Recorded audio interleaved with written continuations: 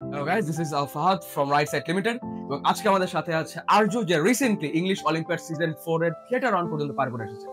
আমরা আজকে ওর কাছ থেকে শুনবো ওর এক্সপেরিয়েন্স এবং ওর যাবতীয় journey. So Arzoo, how are you? I'm fine, and thanks to make me sit in front of the camera. Okay, could you please tell us about yourself? I'm Arjo, just said my name, and I'm in class 4 at Khuna Public College. I'm 9 years old and I live in Boira Khuna. I'm here in Right Side Limited. I'm here in like about 2 years. I'm reading and studying here and being a part of English. Great. So could you please tell us about your journey while you were in the English Olympiad?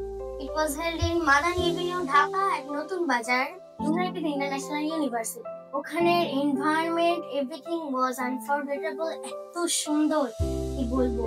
ওখানের জিনিসপত্র এবং ওখানে সবকিছু উন্নত মানের। ওখানে ছিল painting machine এবং ওখানে আমার সাথে অনেকের দেখা হয়েছে, যেমন অনেক পরিচিত যারাও কিনা আমার স্কুলে পড়ে বা অন্য ইংলিশ মিডিয়াম থেকে এসছে।